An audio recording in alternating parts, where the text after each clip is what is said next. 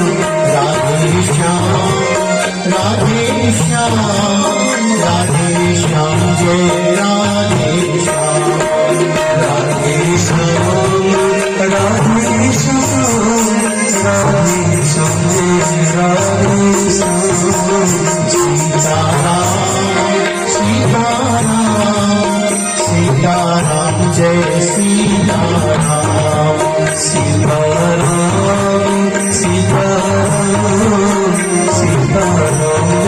सीताराम सीताराम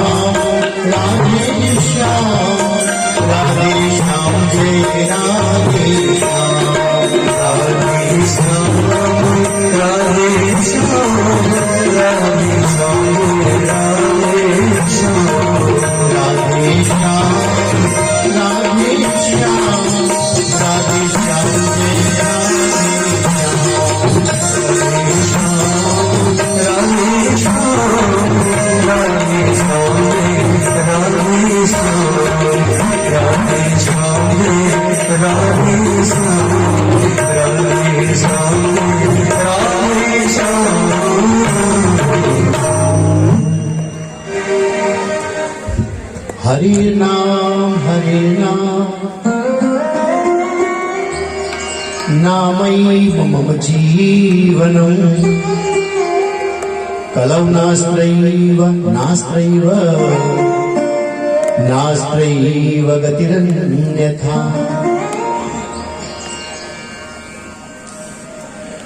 अकारण करण करुणावता भक्तवांशा कल्पतरु भगवान श्रीमन नारायण जिनके सिंह कृपा से आज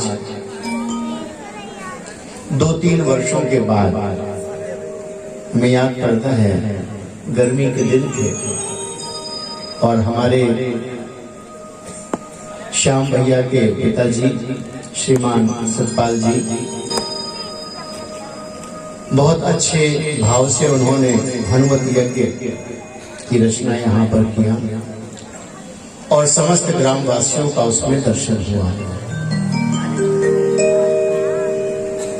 तो 2-3 वर्षों के बाद फिर आज इस मानपुर की धरती पर और उस मानपुर की धरती में एक विशेष बात है। एक तो ये किसी से प्रेम नहीं करते और प्रेम करते हैं तो पूरा निभाते हैं। यहाँ पर आए हुए छोटे छोटे बच्चों, माताएं, बेटियों, बहन और भद्र पुरुषों, ये धर्म की चर्चा का सुंदर मंच बनाया गया और आप सब लोग यहाँ धर्म करने आए हैं। साधु संत कहते हैं कि धार्यति सधर्म, जो धारण किया जाए। आप लोगों ने इस धर्म यज्ञ में आए बहुत अच्छा काम किया, अपना समय निकाला। इतनी रात में थोड़ी शीत भी है, थोड़ा सर्दी भी है, कोई ओढ़ कर आया, कोई लपेट कर आया। साधु संत आए, महापुरुष आए और हमारे रामू सिंह जी ने, उनके बच्चों ने मिलकर ये बड़ा सुंदर रंगमंच, धर्म मंच तैयार किया। तो यहाँ हम सब लोग धर्म करने आए हैं और साधु संत कहते हैं कि धर्म वही है जिससे किसी का अहित ना हो, किसी को दुख ना मिले।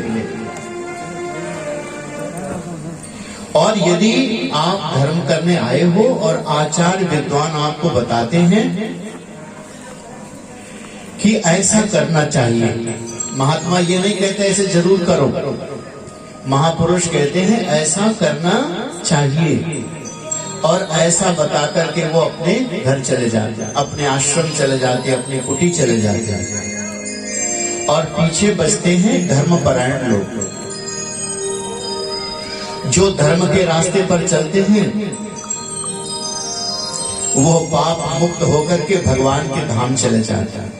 लेकिन जो पाप में रचे पचे रहते, सत्संग कोई ऐसा विषय नहीं है जिसको सुनकर व्यक्ति में अमूल चूल परिवर्तन हो जाए। नई बात आपको बता रहे हैं। वैसे तो संतों ने शास्त्रों में ऐसे लिखा है, जाड्यम व्योहरति सिंचित वाच सत्यम पापम अपा करोति, कि सत्संग सुनने से व्यक्ति पाप से मुक्त होता है। लेकिन कब तक? बोले जब तक सुन रहा है, और सुनने के बाद यदि उसने धारण कर लिया तो वो जीवन भर के लिए मुक्त हो जाएगा, और अंतिम समय तक रहा तो अगला जन्म भी ठीक हो जाएगा। लेकिन आज की समस्या यही है कि हम लोग सुनते बहुत हैं। आचार्य जी रोज बताते होंगे सत्य बोलो, सत्य बोलो, और रोज कहते हैं सुबह 4 बजे उठो, भजन करो, पूजन करो। पर इतना सुनने के बाद हमें याद क्या रहता है? रात में लीला हुई थी वो कैसी थी, इतना ही तो याद रहता है। आचार्य जी ने जो चुटकुला सुनाया था वो कितना बढ़िया था। तो हमें सब कुछ सुनने के बाद सब भूल भी जाए, पर एक बात याद रखना कि हमारे जीवन में 2 बार राम और कृष्ण का नाम निकल जाए। हमें याद पड़ता है जब महात्मा पहले गांव में आते थे तो कोई कोई बच्चे महात्माओं से कहते थे सीताराम सीताराम सीताराम, पर कुछ उपहास में कुछ और भी शब्द कहा करता। कोई मिट्टी फेंकता, कोई कंकड़ फेंकते, लेकिन फिर भी वो महापुरुष क्या कहते थे कि बेटा भजन करो भजन करो भजन करो।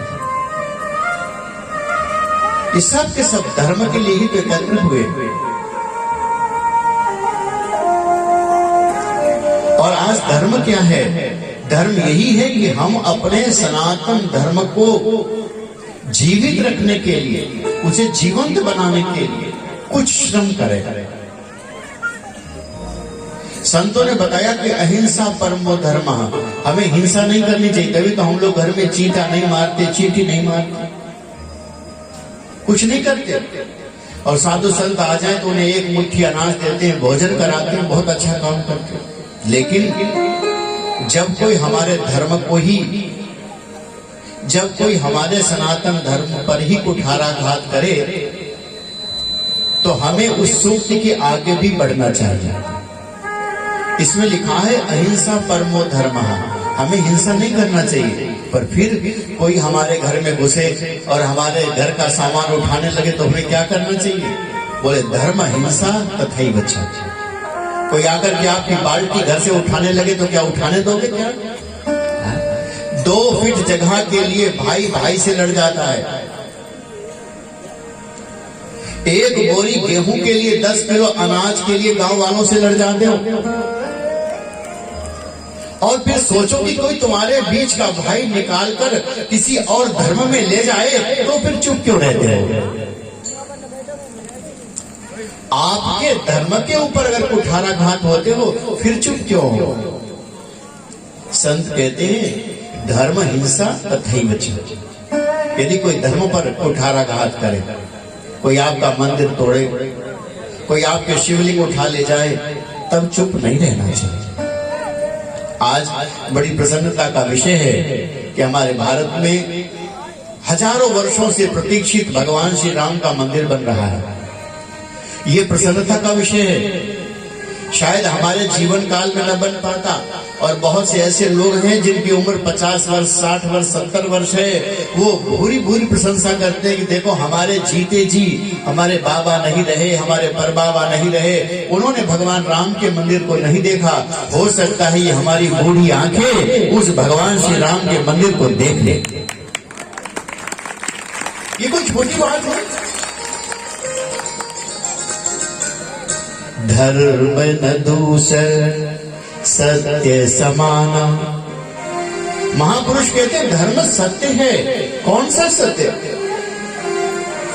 अरे ऐसा सत्य नहीं बोलना चाहिए जिसे सुनकर के आदमी दुखी हो जाए। कोई आदमी तंबाकू खाकर तुम्हारे सामने आए और उसी से सामने तुम कह दो तुमने तंबाकू खाई है क्या, तुम ठीक आदमी नहीं हो। आपको नहीं कहना है, आपको उसे प्रेम के द्वारा, धैर्य के द्वारा, तितिक्षा के द्वारा उसको धर्म के मार्ग पर लाना है। आज ये श्रीमद् भागवत कथा हो रही है। हमारे आचार्य मनोज जी बहुत अच्छी भागवत सुनाते, बताते रहते कि श्रीमद् भागवती वार्ता असुराणाम अपि दुर्लभम, ये देवताओं को भी दुर्लभ है।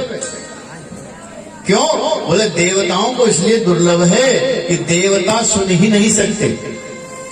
क्योंकि देवता कहाँ रहते हैं? देवता रहते हैं स्वर्ग में, और स्वर्ग में क्या मिलता है? एक तो नाच गाना बहुत मिलता है। अभी जब हम गांव में आए तो हमें सुनने को मिला यहाँ नाच हो रहा है। हाँ, अच्छी बात है, मानपुर है तो नाच गाना बहुत मिलता है, अच्छे अच्छे भोग खाने को मिलते हैं, बढ़िया बिछौना मिलता है देवताओं को। और जिनको भगवान यह सब दे देते हैं वह सब धर्म की चर्चा से दूर हो जाते हैं। तो जो धर्म की चर्चा से दूर हो जाते अपने धर्म को ही नहीं जानते, अच्छा, उतने लोग हाथ उठाना जितने लोगों ने अपने पुरुषों में सर पे चोटी रखी हो, उतनी उठाना, ज्यादा नहीं उठाना। अब देखो ये आपके धर्म की दशा है। किसी दूसरे संप्रदाय में जाए तो क्या देखते हैं, उनके सर पर पगड़ी ही पगड़ी है, सिख संप्रदाय में जाए तो। और इस्लाम में चले जाएं, उनके सर पे टोपी ही टोपी मिलेगी आपको, पर सनातन धर्म में चोटी नहीं मिलेगी और तिलक नहीं मिलेगा आपको। क्यों? क्योंकि हमें ये धर्म पसंद नहीं है। क्या आपको सनातन धर्म अच्छा नहीं लगता क्या? जिनको नहीं अच्छा लगता जरा हाथ उठाना तो। और अगर अच्छा लगता है तो तुम तिलक क्यों नहीं लगाता? और इसमें आपकी भूल कम है। 70% जो परिवार है वो माताओं के सिखाने से चलता है। तो मेरी माँ, मेरी बहनों, अपने बच्चों को सुबह उलटकर भगवान के लिए सिर झुकाना सिखाना। हम यहाँ कथा सुनाने नहीं आए, कथा तो हमारे मनोज जी सिखा रहे हैं आपको। प्रातः काल उठ के रघुनाथा, मात पिता ही गुरु नावही माथा। कब? जब साक्षात दशरथ जी, सुमित्रा, कौशल्या और कैकेयी उठकर अपने गुरुजनों को प्रणाम करते थे। जब राजा दशरथ स्नान करके आ जाते थे और भोर से बहुत पहले आ जाते थे, तब भगवान राम को उठाया जाता था। आज हमारे कोई भी माँ ऐसा नहीं कहती कि बेटा सुबह उठो भगवान की पूजा कर लो। बोले पूजा करने का जिम्मा दादी बाबा का है, हमारा नहीं है, ना हमारे बच्चों का है। जब हमारी माताएं अपने बच्चों को पूजा करना ना सिखाएंगी, इतनी सर्दी ठंड में क्या कहती है, 2 कंबल 2 रजाई और उठ लो, घर का काम हम कर लेंगे, बेटा तुम 10 बजे उठना। तो हमारा धर्म कहाँ जाएगा? रसातल में जाएगा। तो हे मेरी माताओं बहनों, अपने बच्चों को उठकर मंदिर जाना सिखाओ। नहीं तो वो दिन दूर नहीं है जब आप सब मंदिर जाने के लिए सोचोगे, विवश हो गए कि हम मंदिर जाएं। आज ये तो भागवत हो रही, बड़ी अच्छी बात है, पंडाल लगा हुआ है। और कल को ऐसा ना हो कि भागवत करने के लिए आपको पूछना पड़े और लोग आंखें दिखाएं, बोले सुनो जी लाउड स्पीकर बंद कर दो, ये नहीं बच सकता। आज पश्चिम बंगाल में ऐसा हो रहा है कि आप सुंदरकांड का पाठ नहीं कर सकते, आप रामायण का पाठ नहीं कर सकते। अब बड़भागी हो जो यहाँ आप आकर के राम का भजन कर रहे हो। तो पहले हमारे साथ गाइए जैसे वो भी गा रहे थे, बाकी सब चुप थे और एक दिन चुप करा दिए जाओगे अगर राम लगाओगे तो। हाँ, आज आप चुप हो, कल चुप करा दिए जाओगे, और इससे पहले कि चुप करा दिए जाओ आप राम का नाम लेना शुरू कर दो। सीताराम सीताराम सीताराम जय सीताराम, सीताराम सीताराम सीताराम जय सीताराम, सीताराम सीताराम सीताराम जय सीताराम, सीताराम सीताराम सीताराम जय सीताराम। राधे श्याम राधे श्याम राधे श्याम जय राधे श्याम, राधे श्याम राधे श्याम राधे श्याम जय राधे श्याम। सीताराम सीताराम सीताराम जय सीताराम, सीताराम सीताराम सीताराम। राधे श्याम राधे श्याम राधे श्याम जय राधे श्याम, राधे श्याम राधे श्याम राधे श्याम जय राधे श्याम, राधे श्याम राधे श्याम राधे श्याम जय राधे श्याम, राधे श्याम राधे श्याम राधे श्याम जय राधे श्याम। धीरे धीरे आप भजन करें, राम का नाम ले, कृष्ण का नाम ले। ये युगों युगों की कथा है। जैसे कि हमारे अभी आचार्य मनोज जी बता रहे थे, यहाँ राम कथा की भी चर्चा होती है, यहाँ कृष्ण कथा की भी चर्चा होती है।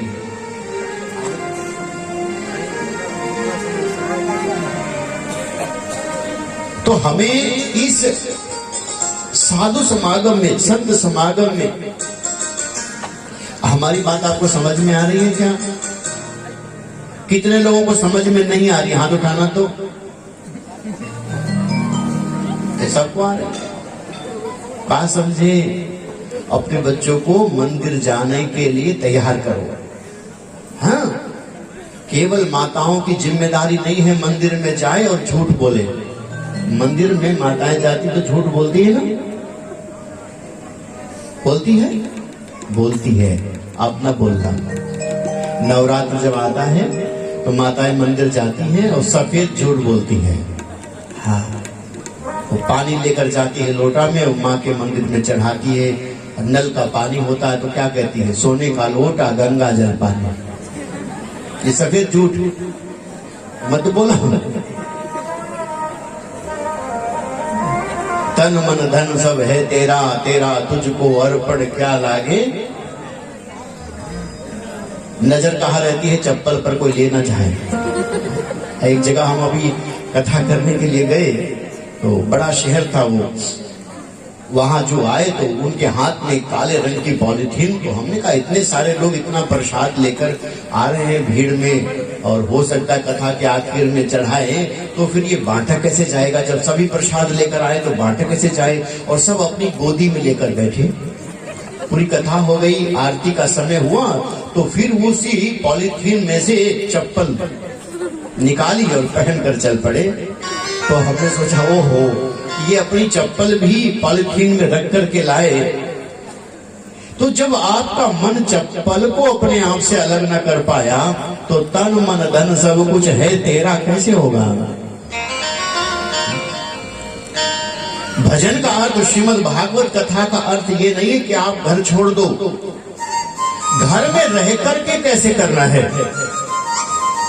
सुखदेव भगवान ने जब राजा परीक्षित से पूछा कि हे राजा परीक्षित क्या जानना चाहते हो, तो राजा परीक्षित ने यही पूछा कि हे प्रभु, अतः प्रक्षामि संसिद्धिं योगिनां परमं गुरु पुरुषस्य यत् कार्यं म्रियमाणस्य सर्वथा। हे प्रभु, हमको आपको ये सब गांव वालों को एक दिन मर जाना है, तो वो मरने वाले व्यक्ति को क्या करना चाहिए? क्या करना चाहिए? संतों ने पूछा प्रभु ये बताओ जिंदा कौन है, मरा हुआ कौन है? बोले जो अपने धर्म की रक्षा नहीं कर सकते, जो अपने धर्म के लिए 2 कदम नहीं चल सकते, जो अपने धर्म के लिए 2 शब्द नहीं बोल सकते, जो अपने धर्म को करने वालों के साथ खड़े नहीं हो सकते, वो सब के सब मुर्दा है, कोई भी जिंदा नहीं है। बोले क्या करना चाहिए? बोले महाराज मरना तो सभी को है। बोले नहीं महाराज, हमको 7 दिन में मरना है। तो बोले सबको ही 7 दिन में मरना है, कोई 8वें दिन मरेगा ही नहीं। सोम मंगल बुध बृहस्पति शुक्र शनि रवि, ये 7 ही दिन में मरना है, और मरे हुए तो पहले ही हो। हमारी बात कड़वी लग रही है? माता पिता जिसके अपने हाथ से रोटी बनाकर खाते हैं ना, वो औलाद मरी हुई है। जिसकी बेटी ससुराल में है, दुख पा रही है, और माता पिता क्या कहते हैं, हमने तो विदा कर दिया, तुम जानो तुम्हारा काम जाने, वो माता पिता मरे हुए हैं। जिनके माता पिता के पास बहुत धन है और उनके 3 बेटे हैं 4 बेटे हैं, उनमें से एक को बिल्कुल अलग कर दिया और एक पर आसक्ति आ गई, धृतराष्ट्र की तरह दुर्योधन के ऊपर, वो माता पिता भी मरे हुए हैं। जो बहुएं अपना घर छोड़ करके आती है, ससुराल में सेवा करती है, और उनकी सास उन्हें सताती है, दंडित करती है, वो सास मरी हुई है। जो बहुएं अपनी सास को कष्ट देती है, वो बहू मरी हुई है। इसलिए हमें क्या करना है? जीवित होना। संत कहते हैं म्रियमाणस्य सर्वथा, जो मरने वाला है उसे क्या करना चाहिए? लेकिन यहां तो आधे मरे हुए ही हैं। न माँ बाप की सेवा है, न परिवार के लिए कुछ करना है, न समाज के लिए कुछ करना है। संत कहते हैं यदि हमें कुछ करना ही है तो हमें अपने धर्म को जीवित रखना है। श्री कृष्ण गोविंद हरे मुरारे, हे नाथ नारायण वासुदेव।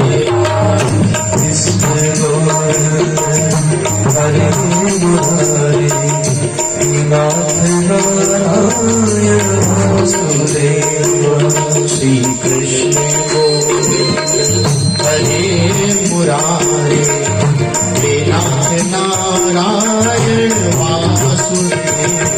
श्री कृष्ण गोविंद हरे मुरारे, नाथ नारायण वासुदेव। राधे कृष्ण राधे कृष्ण राधे कृष्ण राधे कृष्ण राधे कृष्ण राधे कृष्ण राधे राधे राधे कृष्ण राधे कृष्ण कृष्ण राधे राधे। सब लोग आइए।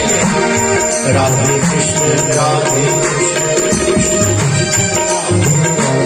राधे कृष्ण राधे कृष्ण कृष्ण कृष्ण राधे राधे। विद्युमान स्वामी सखा हमारे, विद्युमान स्वामी सखा हमारे, नाथ नारायण वासुदेव। कृष्ण गोविंद हरे मुरारे, नाथ नारायण वासुदेव। श्री कृष्ण गोविंद हरे मुरारे, नाथ नारायण वासुदेव। राधे कृष्ण कृष्ण कृष्ण राधे राधे राधे कृष्ण राधे कृष्ण राधे राधे राधे कृष्ण राधे कृष्ण कृष्ण कृष्ण राधे राधे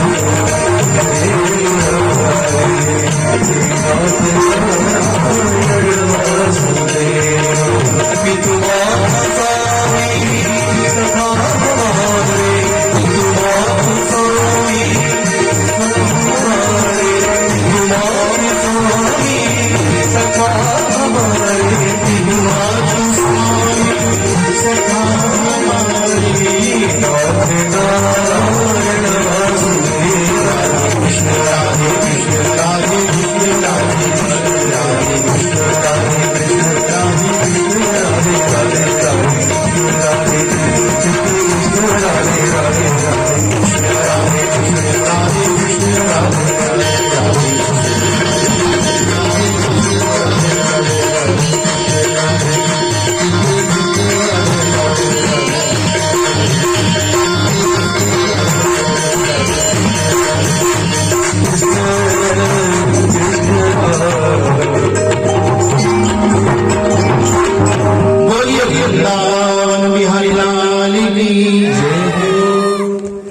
आज एकादशी है क्या?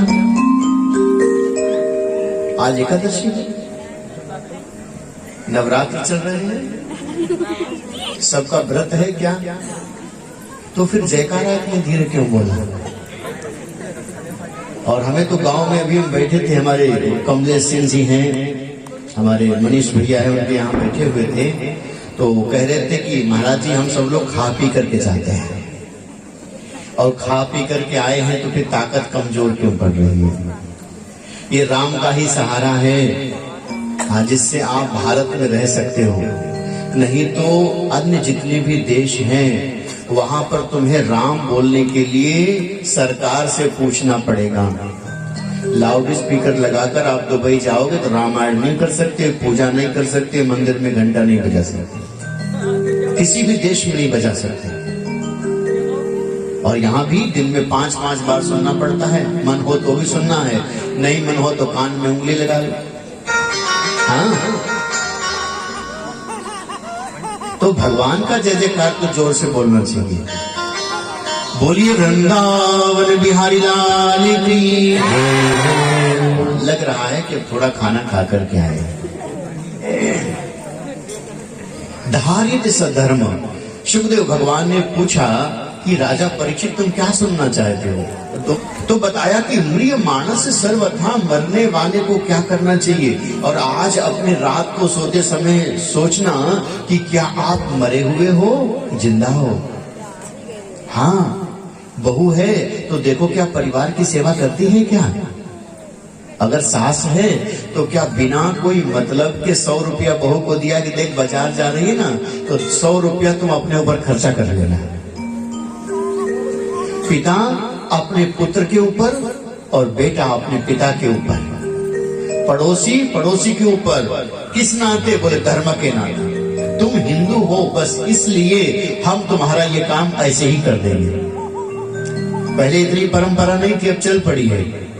कोई जान पाए कोई हिंदू भाई है और उसकी नाई की दुकान है थोड़ी कमजोर पड़ रही है तो अब सब लोग दौड़कर उसकी दुकान चलवा देते हैं।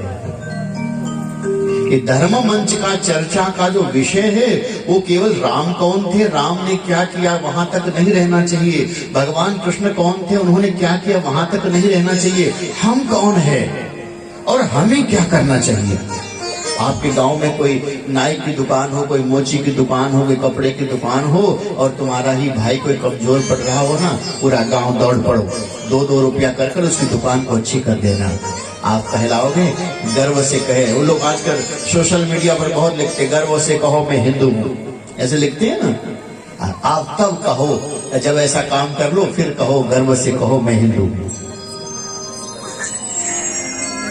धर्म न दूसर सत्य समाना। भगवान राम ने जो किया, भगवान कृष्ण ने जो किया। और म्रिय मानस सर्वथा, मरने वाले को क्या करना चाहिए? मरे हुए तो पहले से हैं, वो सब मृत प्राय हैं। संत कहते हैं जिन्होंने अपने धर्म के लिए गर्जना नहीं की, जो अपने धर्म के लिए चिल्लाया भी नहीं। आपके पड़ोसी को मारा जा रहा है, काटा जा रहा है, आप चुप हो। बोले क्यों? बोले अभी हम पर तो बीती ही नहीं। हाँ, जब तुम पर बीतेगी तो तुम्हें बचाएगा कौन? संत कहते हैं मरने वाले को मरने से पहले अपने प्राणों की रक्षा करने के लिए पूरे प्रयत्न से बल लगाना चाहिए। क्या करें? संत बताते हैं कि राजन, कि आप घर को छोड़ो, वन जाओ और वन जाकर के यज्ञ हरि आश्रय, जाकर के भगवान हरि का आश्रय लो। भगवान का आश्रय लेने का मतलब ये नहीं घर छोड़ दिया जंगल में चले गए। हर काम में भगवान को आगे रखो। आज हर काम में भगवान को आगे नहीं रखते, हर काम में पैसे को आगे रख लेते। तो धर्म में प्रभु को आगे रखो। देखो हमारे व्यास जी बैठे हैं, अपने से आगे भगवान को रखा। ये व्यासपीठ पे जो पोथी है ना, ये भगवान का ही तो स्वरूप है, वांगमय स्वरूप है। इसमें 18,000 श्लोक हैं, 12 अध्याय हैं, 335 अध्याय हैं, 12 स्कंद हैं, 18,000 श्लोक हैं। ये सब भगवान का ही तो रूप है। तो हमें करना क्या है? बोले मरने वाले को अपने घर में रह करके अपने धर्म का पालन करना चाहिए। माँ को क्या करना चाहिए? अपने बच्चों को भोजन बना करके कराए और जितनी देर में भोजन कराती है उतनी देर में 2 बातें बता दे केवल। क्योंकि भोजन करते समय जो बात बताई जाती है वो बहुत दिनों तक याद रहती है। हमें याद है हम छोटे पर जब भोजन करते थे तो जो हमारे माता पिता हैं, बूढ़े लोग भोजन कराते थे और भोजन कराते कराते ही 2 बातें बता देते थे। देखो बेटा ऐसा करना और ऐसा नहीं करना। रात को सोते समय जब बच्चे सोने जाए ना 2 बातें बता। कौन सी बातें बताना है? बोले देखो, जब मंदिर जाना, धर्म के क्षेत्र में जाना, ये भागवत सुनने तो आप सब लोग आते हो, और पता नहीं भागवत सुनने आते हो कि झांकी देखने आते हो, हमें तो पता नहीं। हाँ देखो, बात है सब कड़वी थोड़ी जरूर है, लेकिन आपको अच्छी नहीं लगेगी। अगर धर्म करने आते ना तो सबके माथे पर तिलक लगा होता। हाँ? तिलक लगा होता, जरूर लगा होता। आज जगाओगे तो हो सकता है 100 साल बाद तक जाग जाए। रोज जगाना पड़ेगा। 2-4 भाइयों ने लगा रखा है, अच्छे लग रहे हैं। तो तिलक इसलिए ना लगाए कि तिलक लगाना धर्म का है, तिलक इसलिए लगाओ कि आगे जिंदा बने रहो। हमारी बात कड़वी है, अगर ऐसे ही रहा तो 20-30 सालों के बाद हम तो रहेंगे। हाँ, मर भले जाए लेकिन रहेंगे ऐसे ही। लेकिन अगर आप लोग ऐसे रहे ना तो आपके कारण हम लोग जरूर मारे जाएंगे, ये पक्की बात है, पक्की बात। कहां से आएगा? बताया कि बिनु सत्संग विवेक न होई, बिनु सत्संग विवेक न होई, बिनु सत्संग विवेक न होई, बिनु सत्संग विवेक न होई। राम सुलभ रसोई, राम सुलभ रसोई, राम सुलभ रसोई,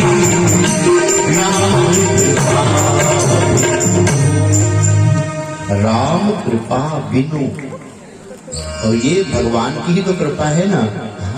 आज प्रभु की बड़ी कृपा है, प्रभु की कृपा है तो ही तो हम यहाँ आए ना, और प्रभु की कृपा है तो आप यहाँ आए हो।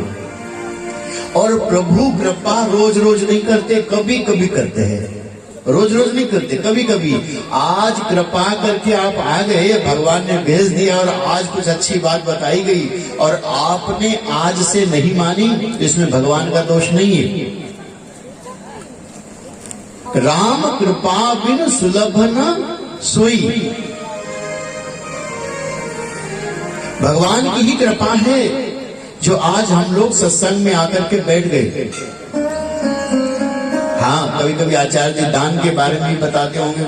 अभी हम जब आए तो बोला जा रहा था कि 5 रुपया इसने दिया, 5 रुपया उसने दिया, 10 रुपया उसने दिया, ऐसे हमारे आचार्य जी बता रहे थे।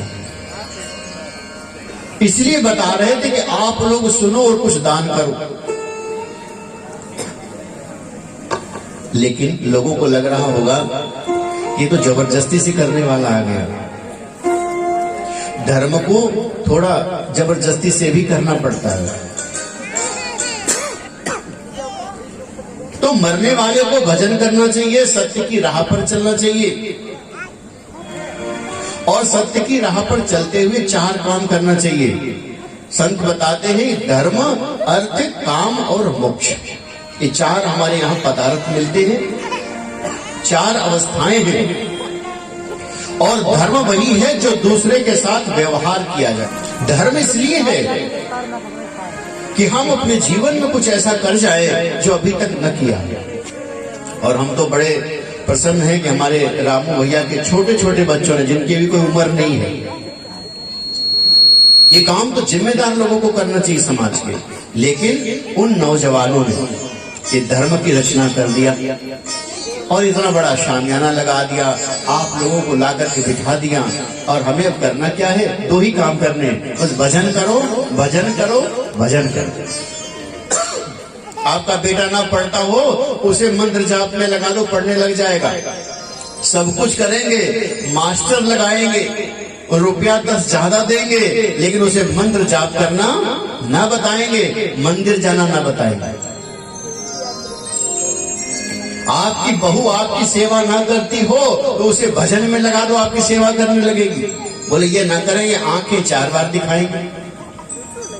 आपकी सास आपसे प्रेम ना करती हो, 5 माला करो, वो सास प्रेम करने लगेगी।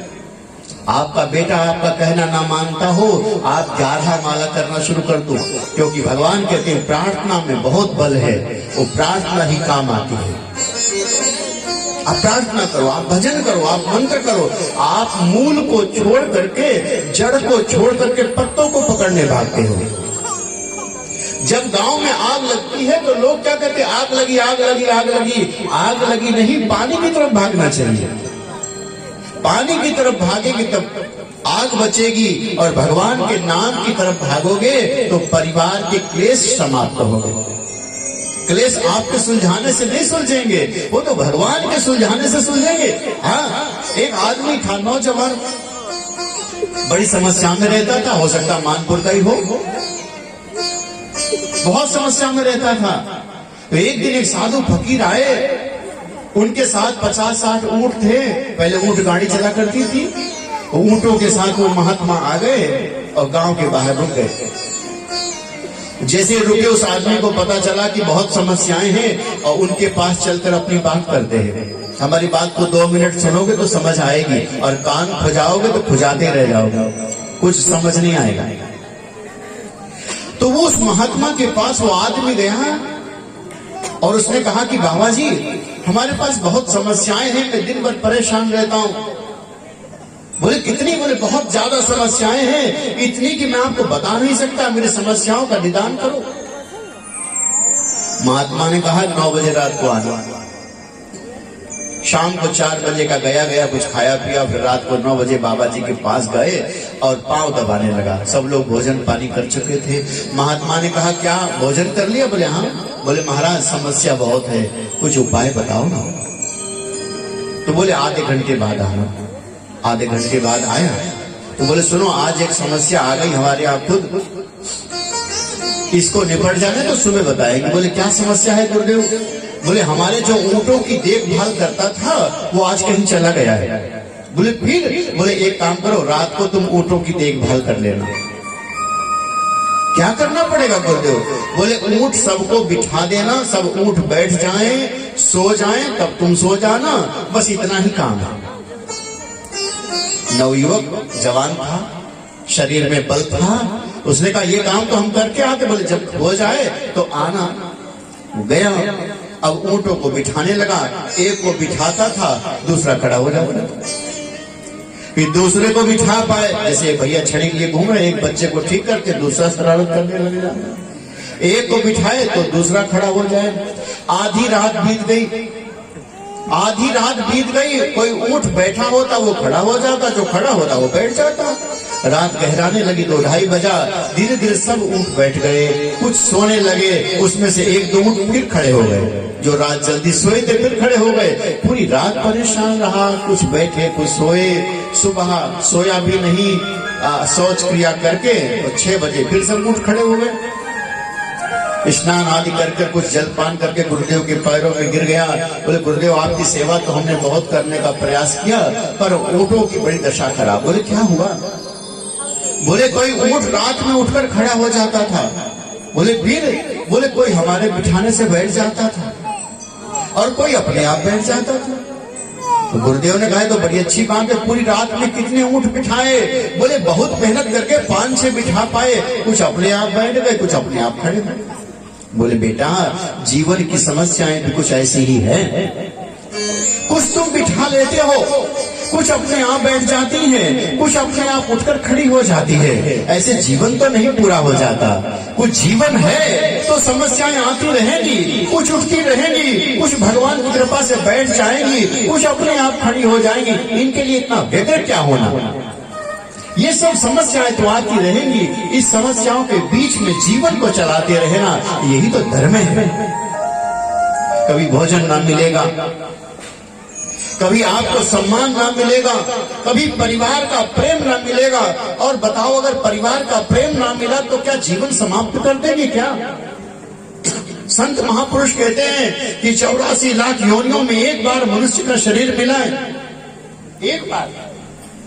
और एक बार शरीर मिलने के बाद अगर मान लो आपकी पत्नी आपको प्रेम नहीं करती तो बोले हम तो फांसी का फंदा लगाएंगे और लटक जाएंगे। रोज अखबार पढ़ते हैं फलाना आदमी विदा कराने के लिए गया और मायके वालों ने विदा नहीं की और फांसी का फंदा लगाया, लटक गया।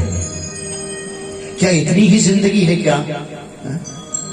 घर में सास ने, ससुर ने, परिवार वालों ने परेशान किया, वो बेटी ने आग लगाई और जल करके मर गई, फांसी का फंदा लगाया, मृत्यु को प्राप्त हो गई। यही जीवन है क्या?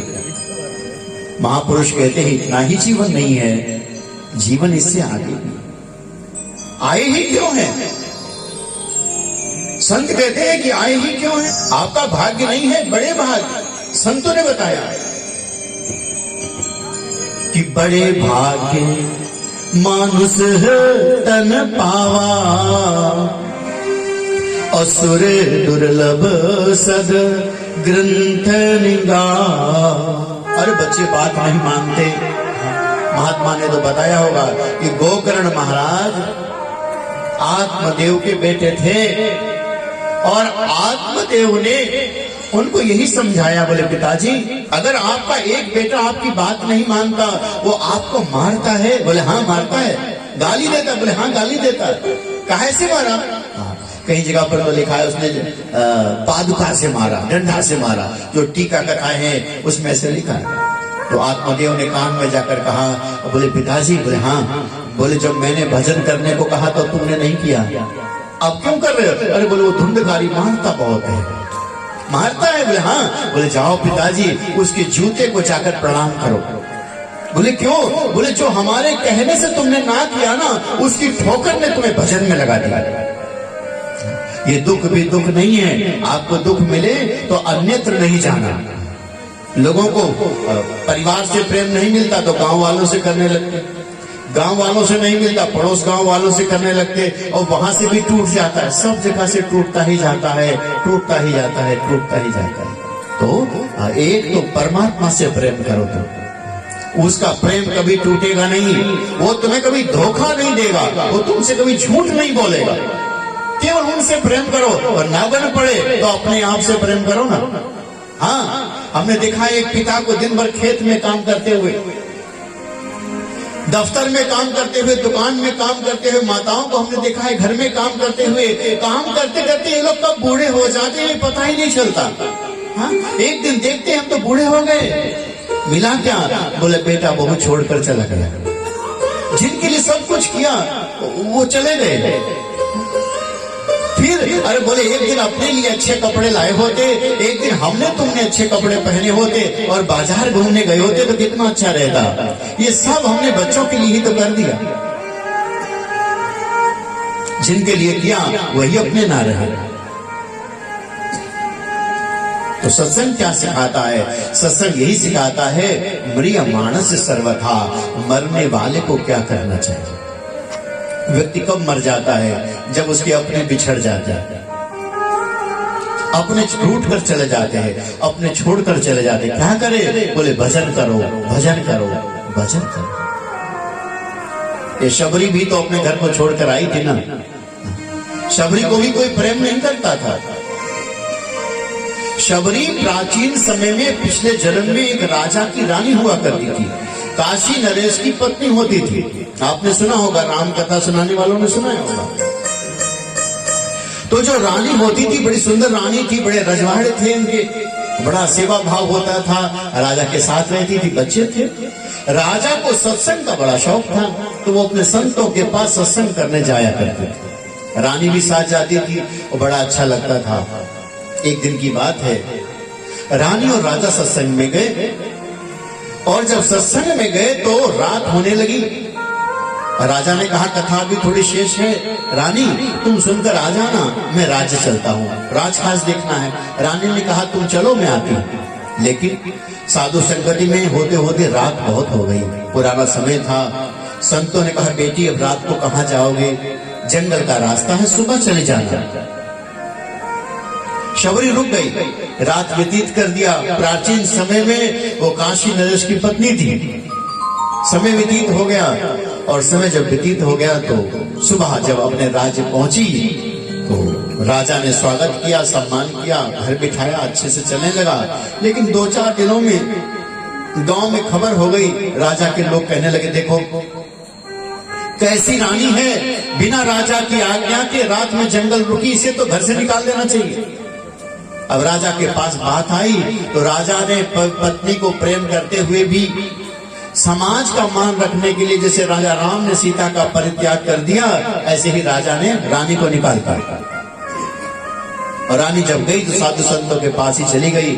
8 दिन कुछ खाया नहीं, पिया नहीं, और कहा ये संतों यदि आपकी कृपा हो जाए तो अगला जन्म हमें कोई राज घराने में मत देना, हमें सुंदर मत बनाना, हमें कोई नीच घराने में जन्म देना, ताकि हम भजन करें और भजन में कोई हमारे अड़चन ना आए। वही रानी शबर कुल में जन्म लिए, काली थी, बचपन में ही चेचक निकली तो रूप भी अच्छा नहीं था, और पिता ने बहुत जतन से पाला पोसा पढ़ाया, और फिर एक दिन एक नवयुवक को देखकर उसका ब्याह तय कर दिया। कहते जब ब्याह हो गया, रात को भावर पड़ गई, और सुबह जब विदाई की तैयारी थी, उस समय उस लड़के ने, उस युवक ने और उसका मुंह देखा। जैसे उस कन्या का मुंह देखा तो वो चिल्लाकर भागा, इतनी काली, इतनी कदरूप, इससे हम ब्याह नहीं करेंगे, पिताजी चलो बारात वापस जाएगी। बारात वापस चली गई, अपमान हुआ। और उसी रात वो शबर कुल में जन्मी कन्या ने अपने माता पिता को प्रणाम किया, कहा देखो इस दुनिया में हमें कोई प्रेम नहीं करता ना, कोई प्रेम नहीं करता है। जब तुम्हें कोई प्रेम ना करे ना, घर में धक्के मिले ना, परिवार में अच्छा ना लगे, तो तुम अन्यत्र नहीं जाना। जब एक ने प्रेम नहीं दिया तो अब दुनिया में और कहाँ प्रेम मिलेगा। उसी दे गई जंगल, और वहां जाकर के एक महात्मा मिले, उन्हीं की सेवा में अपने बालों से संत बताते हैं कि वो शबरी बन गई और पेड़ पर रहती थी। पेड़ पर रहती थी, एक दिन ऋषि कुमारों ने पकड़ लिया और कहा कहाँ से आई। संत के पास लेके, उनका नाम था मतंग ऋषि। और मतंग ऋषि ने कहा बेटा क्या बात है। बोले गुरुदेव हमें कोई प्रेम नहीं करता दुनिया में। महात्मा ने कहा जिसे कोई प्रेम नहीं करता उसे हमारे भगवान श्री राम प्रेम करते हैं। जानत प्रीति रीति रघुराई, तुम जाकर भगवान राम को प्रतीक्षा करो, एक दिन वो आएंगे। हाँ? दुनिया में प्रेम आप ढूंढने जाओगे ना तो तुम्हें छल ही छल मिलेगा। दुनिया में कहीं प्रेम है ही नहीं, कहीं नहीं है। बस अपने गुरुदेव की बात मानी, रोज लेकर के झाड़ू, और रास्ता बुहारती रहती थी, रास्ता बुहारती रहती थी। और फिर घटना घट गई। हाँ? शबरी बुहारी रास्ता आएंगे मेरे राम, सबरी बुहारे रास्ता राम जी, सबरी बुहारे रास्ता राम जी, सबरी बुहारे रास्ता राम जी, सबरी बुहारे रास्ता राम जी, मेरा भी धन्य जीवन, मेरा भी धन्य जीवन बनाएंगे राम जी, मेरा भी धन्य जीवन बनाएंगे राम जी।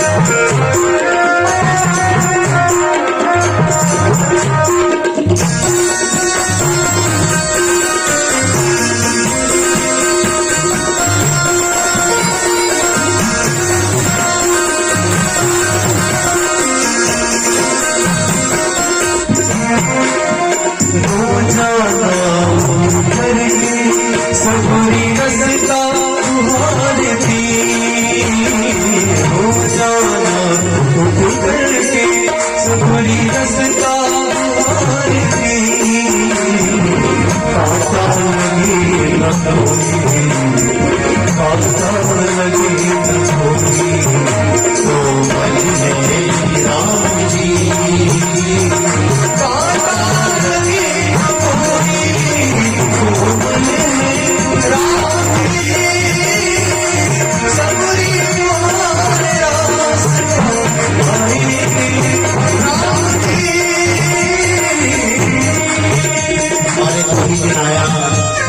शबरी दिन दिन रास्ता निहारती थी। देखो पूर्व जन्म में पति का प्रेम ना मिला, समाज का प्रेम नहीं मिला, इस जन्म में अपने पति के होते हुए उसने भी प्रेम नहीं दिया। तो बार बार अपने गुरुदेव की बात याद करती थी। एक दिन भगवान राम आएंगे, राम आएंगे, राम आएंगे। और ये युवा शबरी धीरे धीरे बूढ़ी हो गई, बाल सफेद हो गए। और एक दिन दरवाजे पर भगवान राम आए, लेकिन वो तो जानती नहीं थी। तो गुरुदेव को चिंता हुई, पतंग ऋषि तो अब थे नहीं। आकाश में से शब्द आया, हाँ रामचरितमानस में लिखा हुआ है कि शबरी देख, ऐसे ही तो लिखा है, शबरी देख राम ग्रह आए। शबरी देख राम ग्रह आए। शबरी को देख करके भगवान नहीं आए, ये तो गुरुदेव भगवान आकाश में से बोले शबरी देख राम ग्रह आए। शबरी भीतर से उठी, दरवाजे पर आई। कौन आए प्रभु?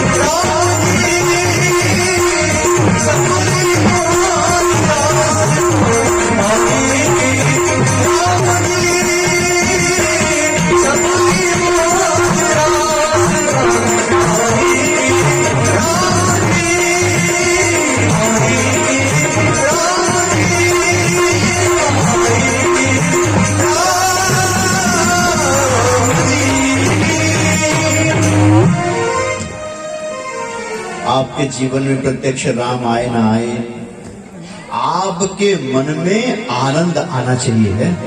आपका सुख कैसा है पता है? बेटा अच्छे से ना बोला तो बोले अच्छा नहीं लग रहा, आजकल हमारा बेटा बहू है वो हमसे बात नहीं करता। पुरुषों से पूछे तो क्या बोले आजकल हमारी पत्नी से हमारी खटपट चल रही है ना, आज कहीं मन नहीं लगता है। नौजवानों से बात करें वो बताते हैं आजकल मन नहीं लग रहा है। बोले क्यों? बोले वो पत्नी से थोड़ा खटपट चल रही है। अच्छा, मित्र हो, मित्र से लड़ाई हो जाए, बोले आजकल मूड ऑफ है। तो बोले हमारा मित्र जो है ठीक से बात नहीं करता। और आजकल मित्रता भी कैसी, वो आजकल एक नया बीमारी चल गई ना टेलीफोन वाली, वो व्हाट्सएप पर मित्रता हो जाती है, कहीं फेसबुक पर हो जाती है। फेसबुक मतलब फ्रॉड बुक, झूठे लेना, झूठे देना, झूठे भोजन, झूठ चबेना। आज हुई और कल टूट गई। मित्रता तो हमारे सुग्रीव और राम की थी जो जन्म जन्मों तक रही। मित्रता तो हमारी कृष्ण और सुदामा जी की रही आज जो अंतिम समय तक चली। आज क्या 2 दिन मित्रता हुई फिर टूट जाती। बोले क्यों? बोले पैसा तो खर्च नहीं करता, दूसरा वाला पकड़ो जो पैसा खर्च करता है। उसने तो टेलीफोन पे रिचार्ज कराना ही बंद कर दिया, बोले दूसरा पकड़ लो। भगवान कहते हैं यदि जीवन को अच्छे से बिताना है तो हमें धर्म पर चलना होगा। तो आज हम आपके पास आए, बड़ी सुंदर राम कथा और कृष्ण कथा की चर्चा चल रही है यहाँ पर। और सबकी बात मानकर केवल तुम भगवान राम का नाम लेना, बस इतना ही संदेश है। कुछ लोगों को हम जानते हैं, सबको आपके मानपुर में हम जानते नहीं, और नाम से तो बिल्कुल नहीं जानते। 2-4 लोगों को, हमारे श्याम भैया के पिताजी और हमारे कमलेश सिंह जी, मनीष भैया, ये 2-4 नाम हमें याद है क्योंकि इन्हीं से कभी कभी बात हो जाती है। बाकी शेष को तो हमारा शायद नहीं इतना परिचय है। आप लोग इतना ही करना, जब भी समय मिले तुम कृष्ण का, राम का नाम लेना और अपने बच्चों को मंदिर जाना सिखाना। ऐसा ना हो कि बुढ़ापे तक इंतजार करना कि बूढ़े होंगे तब जाएंगे। छोटे पर से ही 5 साल की उम्र से ही उन्हें अपने बड़े बूढ़ों के चरणों में झुकना सिखाना। नहीं तो कई जगह हम जाते हैं तो लोग क्या कहते हैं, जो 15 साल का बेटा होता है, अरे सुनो ये गुरुजी आए, इनके पैर छू। हमारे तो छू लेता है। तो हमने कहा सुनो ये तुम्हारे कौन है जो दोनों बैठे? बोलिए हमारे मम्मी पापा है। तो हमने कहा इनके भी पांव कभी कभी छू लिया करो भैया। तो बड़े शर्माते हुए पांव छूता है। क्यों? क्योंकि हमने छोटे पर से सिखाया ही नहीं। श्रीमद् भागवत कथा में ऐसे लिखा, प्रिय मानस सर्वथा, मरने वाले को क्या करना चाहिए? श्रवणम कीर्तनम विष्णु, स्मरणम पाद सेवनम, अर्चनम वंदनम दास्यम, सख्यम आत्मनिवेदनम। कोई भी मरने वाले को नवधा भक्ति में से कोई एक भक्ति करो। शबरी ने तो पकड़ लिया, पार हो गई। हम भी भजन करें ना, किसी से कहो कृष्ण कहो, वो कहीं ही नहीं पाता। एक माता जी की अंतिम समय था, तो घर वाले एकत्र हो गए और एकत्र होकर बोले कि माता जी राम राम कहो। माता जी बोले हमसे नहीं होता। बोले क्यों? बोले हमने कभी किया ही नहीं। माता जी बोली कि अंतिम समय है, राम राम कहो। माता जी ने कहा हमसे नहीं होता। बोले क्यों? और बोले हमने कभी किया नहीं है। और 4-5 लोग आ गए, बोले आप राम राम कहो। बोले हमसे नहीं होता। बोले क्यों? बोले नहीं होता तो नहीं होता। तो एक बूढ़े बाबा को बुला करके ले आए, और बूढ़े बाबा को जब बुला करके ले आए तो उनसे कहा कि आप कुछ कहो। तो उन्होंने कहा कि माँ राम राम कहो, तुम्हारा अंतिम समय है। तो माता जी ने कहा हमसे नहीं होता। तो बूढ़े बाबा ने कहा कि हम इनसे पूछें कि क्या नहीं होता, तो कह दे कि राम राम नहीं होता, ऐसे काम चल जाएगा। तो बोले राम राम कहो। तो बोली हमसे नहीं होता। बोले क्या नहीं होता? बोले वही जो तुम कह रहे हो। राम राम न कह पाई और मर गई। इसलिए आप सब लोगों से बस इतनी ही निवेदन है। हमारे व्यास जी, मनोज भैया, हमारे रामू सिंह के परिवार, सब लोगों ने बड़े सुंदर यहाँ सत्संग रखा। हमने आपका आधे घंटे ज्यादा समय ले लिया, इसके लिए आप ध्यान रखना। अब आपको झांकी सत्संग सब बहुत अच्छा होगा। 2 बार भगवान का नाम बोले और फिर हम यहाँ से प्रस्थान करेंगे कि सीताराम सीताराम सीताराम जय सीताराम, सीताराम सीताराम सीताराम जय सीताराम, सीताराम सीताराम सीताराम जय सीताराम। राधे श्याम राधे श्याम राधे श्याम जय राधे सीताराम सीताराम सीताराम जय सीताराम। सब लोग बोलिए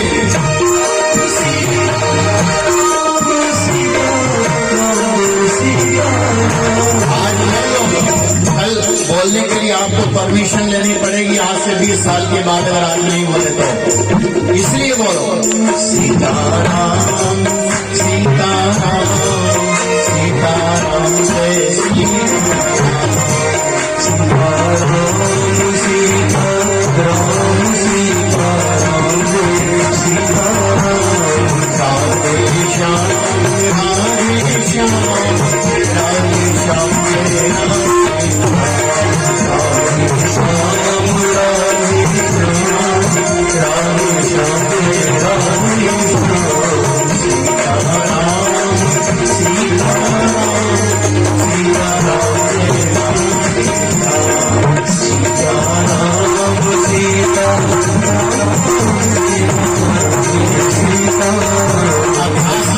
आप लोग बोल नहीं पा रहे हो।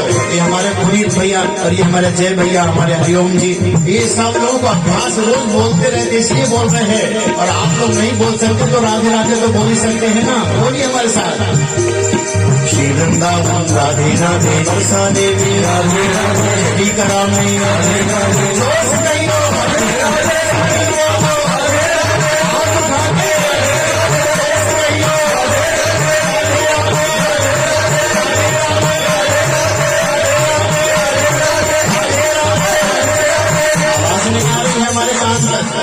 लड़ाई करने को हो तो 2 कोस तक आवाज आती है, और भगवान का नाम लेने के लिए बहुत धीरे बोलते हैं। जोर से बोलो ना प्रभु।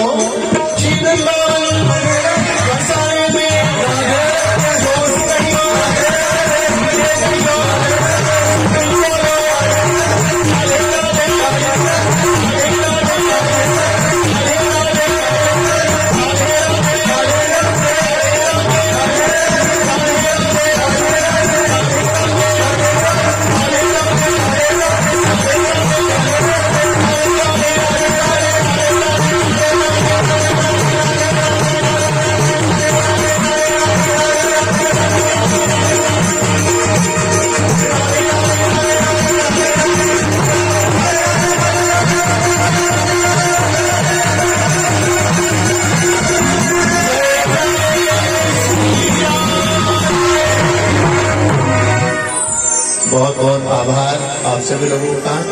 बहुत अच्छा सत्संग यहाँ रहा। बस ये वाणी को यहीं पर विश्राम। बोलिए वृंदावन बिहारी लाल की प्रेम के बिहारी लाल की। अभी कितना सुंदर सत्संग सरल कर रहे थे। महाराज जी निवेदन कर रहे थे कि समय ज्यादा होगा, लेकिन आज दोपहर की बेला में राम जी की कथा हुई तो अयोध्या में जो आनंद की अनुभूति हुई तो कितना समय हुआ? बोले मास दिवस दिवस मरण जाना। एक महीना हो गया सूर्य भगवान आकर के खड़े हो गए। महाराज जी के आने से ऐसा प्रतीत हुआ कि साक्षात आनंदानुभूति हो गई। तो समय कौन देखे? बजाओ ताली सब लोग मिल करके। अच्छा एक बात बताओ, महाराज जी ने कहा जय हो ओम मंगलम भगवान विष्णु मंगलम हरिहरध्वजः मंगलम पुंडरीकाक्षः मंगलाय तनोहरि।